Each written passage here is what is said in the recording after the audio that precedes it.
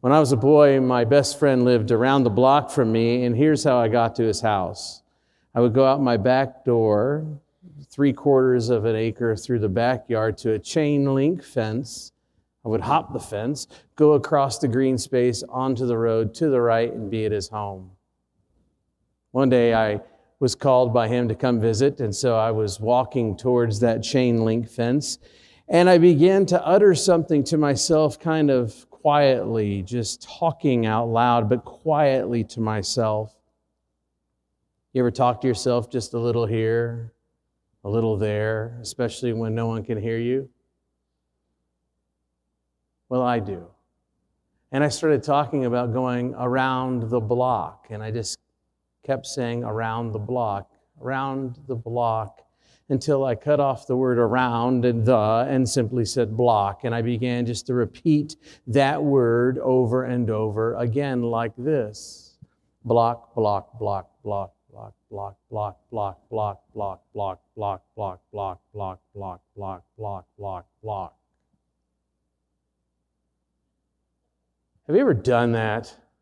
Said a word over and over again? When I said it that day, I noticed something about that word, that it lost its meaning to me. Block. It became a guttural sound.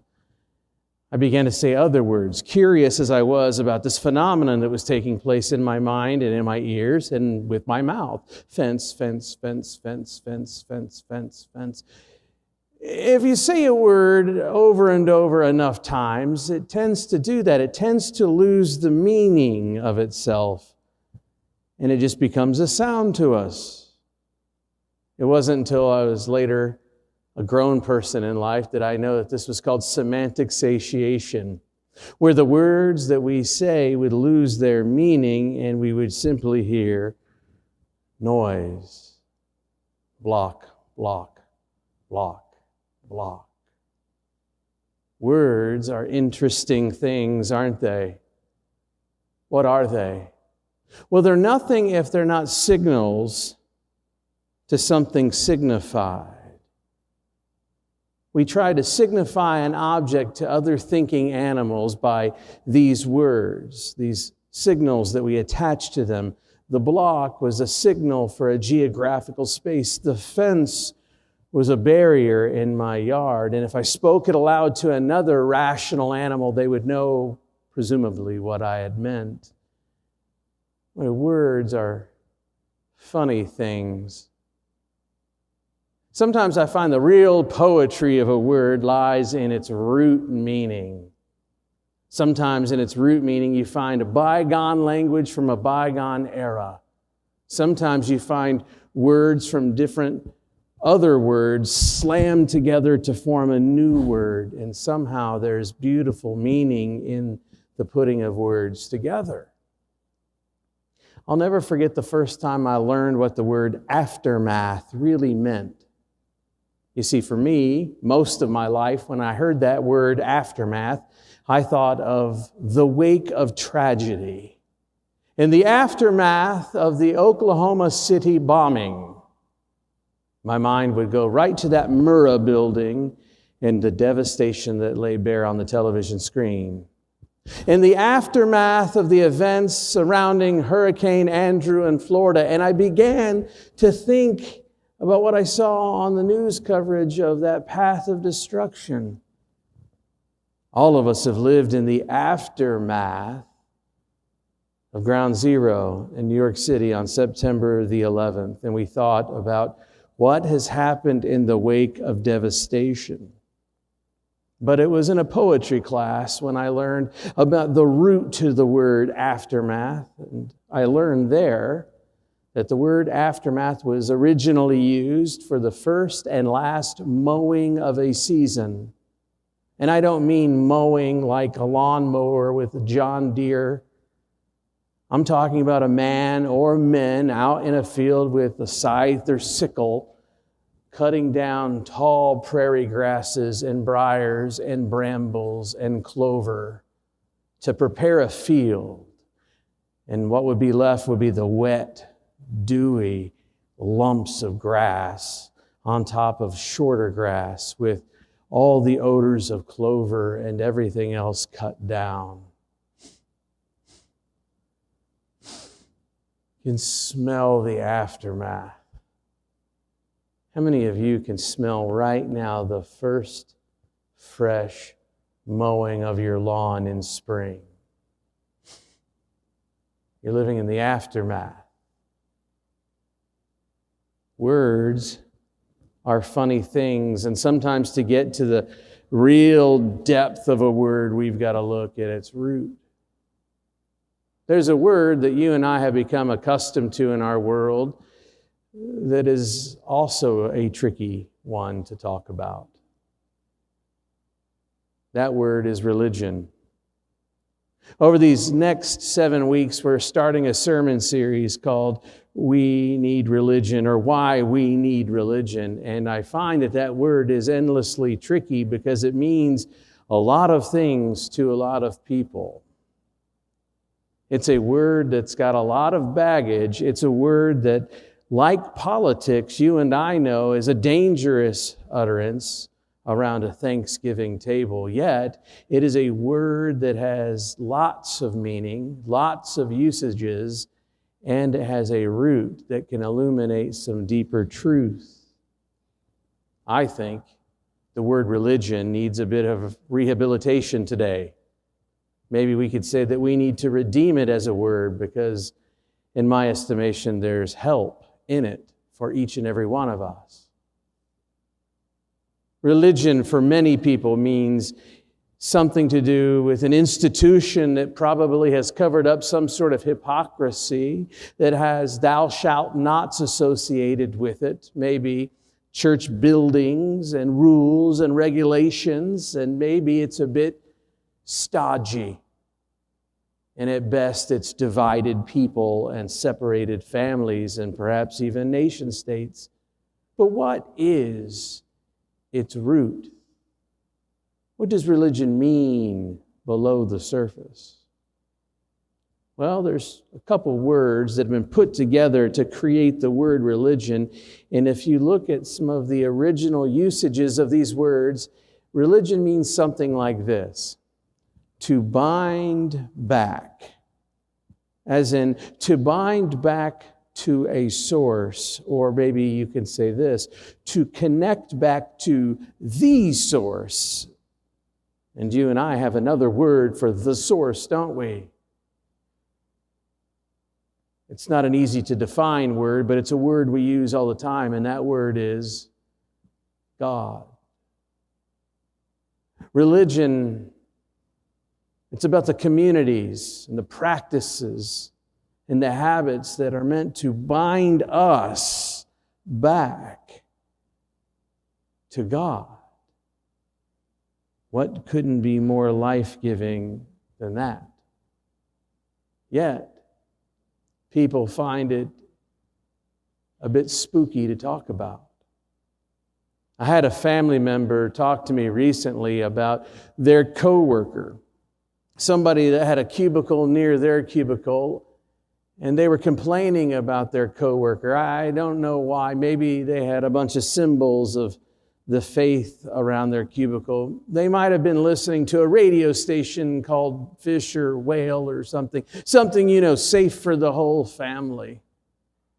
Maybe they said some prayers in that cubicle, but some photographs were taken and said, here's my coworker who's super religious. Super religious. And then they realized and remembered who they were speaking to, me. And they said, scary religious is what I mean. And, over the top religious, not like you. I didn't know if I should have been offended at that either. They were super religious. Sometimes we use such words because we feel a bit alienated by belief systems and practices. And so there's another word that's used in our culture. It's a word that's meant to speak to the fact that you want to believe in something, that you want to connect with something, that you want to have practices and habits in your life that are about the depth of your being, yet you don't want to belong to an institution called a church. You don't want anyone else to have claim on your life or be able to hold you accountable. And so you say things like, well, I'm not religious, I'm spiritual. What does that mean? Well, I suppose it could mean that you're interested in one sort of religious modality or another. Astrology, for instance, or tarot. I hate to break it to you, tarot is not more than a couple hundred years old, and astrology is big business right now. In fact, in 2021, those two fields grossed over $1 billion in our country. Those expressions are on the rise. Or you could be interested in crystals and bookstores that talk about empowering the human spirit, whatever that means. Or you could be interested in what they call alternative or new religious systems. Or what's more, a combination of ancient and new and mix and match and whatever gods you want to put up on your bookcases to best describe who you think you are. Maybe that's what we mean by spiritual and not religious. You have these modalities, you just don't like to go to church. I don't know. I do know that I was at a parent-teacher conference for school one day, and the teacher, a lovely teacher, cares about my child, wonderful educator, found out what I did for a living. I just love telling people I'm a preacher. It's endless fun for me. Or it's endless pain. Because then you got to put up with a whole lot of stuff like this. Oh, I'm not religious. I used to go to church, but I'm not religious. I'm not religious, but I am spiritual. Okay. I just want to find out about my child's grades and how they're doing. But now I got to listen to all the ways in which someone says they're spiritual. And what I discern from that conversation, amongst many others, is for them to not be religious meant they didn't go to church, but they were spiritual. It meant that they had a deep desire to connect with something more. Something deep in here to connect it to something that orientated their life. When you really think about it like that and peel the layers of the onion back, really the meaning of religion and the meaning of spirituality are a match. We have a something that seeks to bind a someone to a source, to the something more, to the giver of life, to the creator of meaning, to the beautiful. Words are funny things. But you and I are religious. And I think it's important for us to know where religion often goes wrong. Religion goes wrong when it's merely an institution, when it's a place that you go that has a bunch of bylaws and customs and rules and regs, where there's people who are more popular there than elsewhere, and perhaps insiders and outsiders, and it's all about the same thing that a social club is about. It's the kind of thing that you do when you're amassing success in your life. You know what I'm talking about. The first thing that you do is you graduate high school, check, got that one marked off the list. And then I go to college, check, I got that marked off the list. I fell in love, found my soulmate, check, get that off the list. Found my first job, check, get that one. Get married, check. And then I have kids, and I better get back to Sunday school. They need that good religious upbringing, don't they? Check. It's the next thing I do on a list of things that you're supposed to do, that the wider world expects of me, of polite society wants for me, that Mommy and Daddy raised me to do, and it's the right moral thing to do, isn't it? But if that's what it is, I don't have any interest in it. This is just one more thing in a list of things that weigh me down.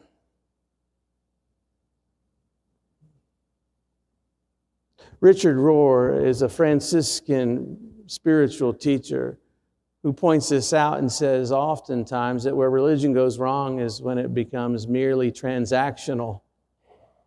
We're religious because of a transactional thing that we receive from the religious practice.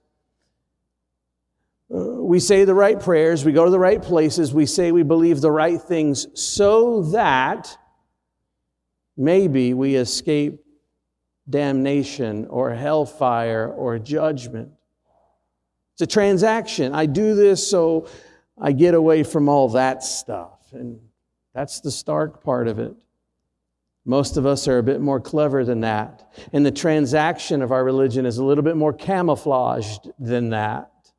I once knew a fellow who thought about his life this way: if I can just do the right stuff, say the right prayers, if I just give enough money in my tithe, if I can just volunteer enough hours, there's some sort of formula as if karma were involved or some fancy input-output machine. If I just put enough into the religious box of my life, then God is going to bless me with what I want out of life. And then I'll have the postcard picture of life that I want.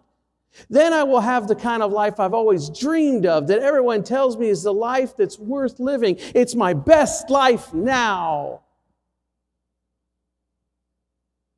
What happens to that picture postcard image when it's stored in a house that's burning on fire and everything around it is going up in smoke? What was the point of it then? There's a whole world of gospel preaching like this called health and wealth or prosperity. I'm faithful enough, I will get what I want. Funny thing is, Jesus says it doesn't work that way. Rohr says that good religion, or good spirituality, isn't transactional, it's transformational. It's the series of practices, and it's the sort of community, and it's the kind of discipline and education that we give ourselves to on a regular basis that reaches not just to the level of what we wear on the outside, but it reaches right in between our ears and into our heart, into the darkest places of our spirit where the light, we sometimes don't want the light to shine there. And it reaches right down and from the inside out brings change and deep transformation to our lives, leaving us forever renewed and new and different. And if that's not the point of religion, then what are we doing it for? I'll never get the point of people who are so devoted to church but don't look any different for having gone. What's the point?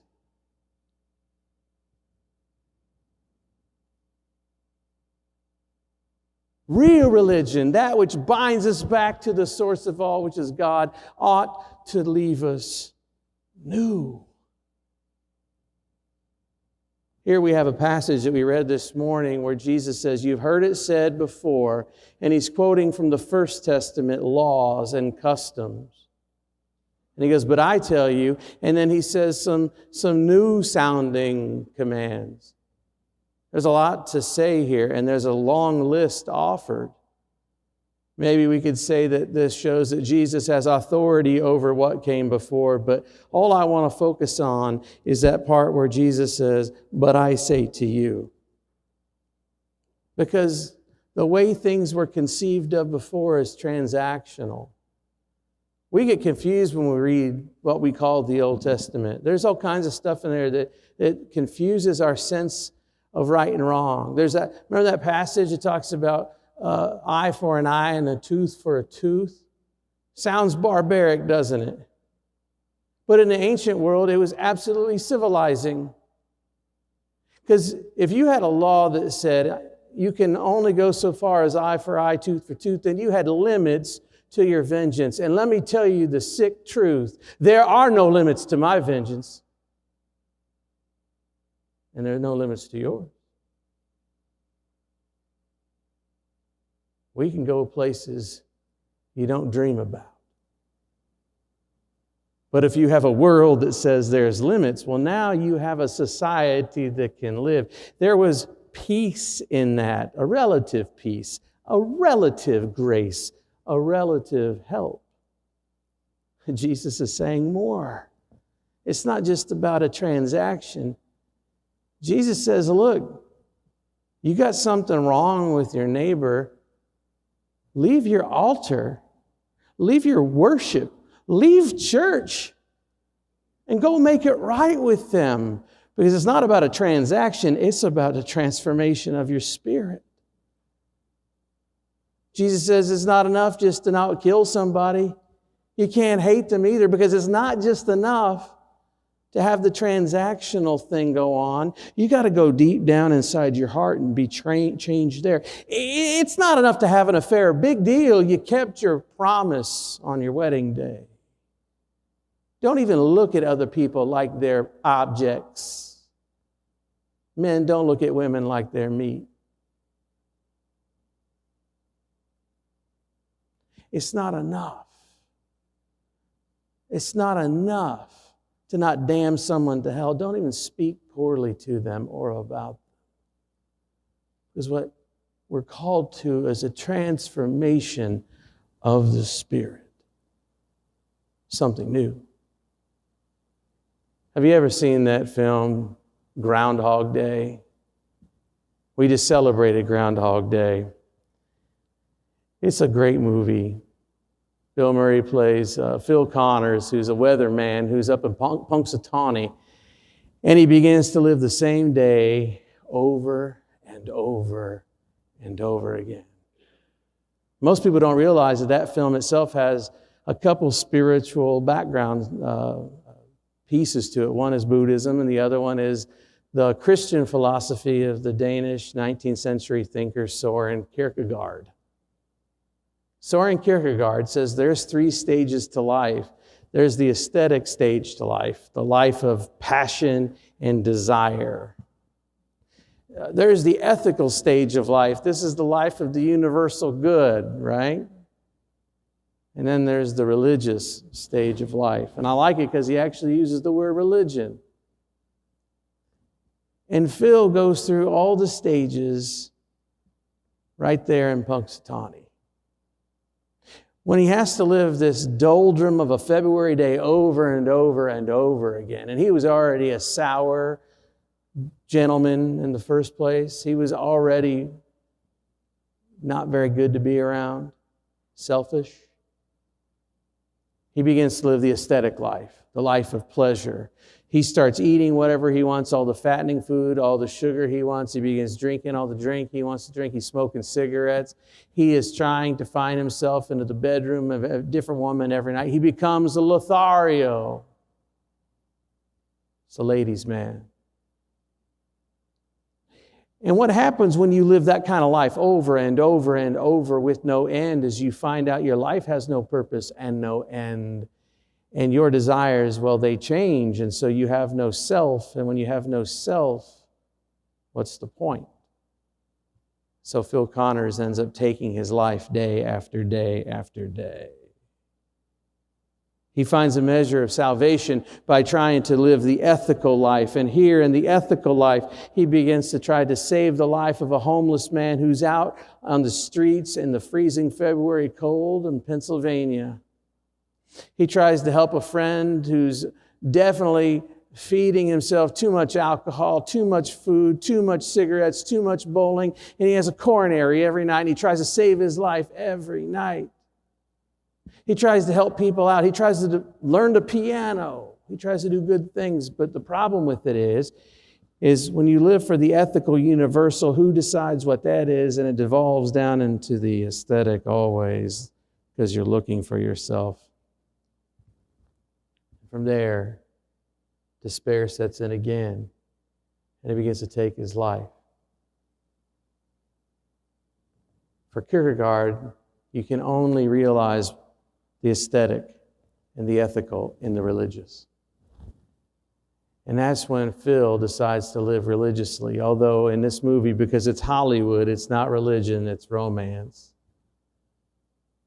He's been in love with this producer, and he finally decides to start living with an eye towards self-giving love.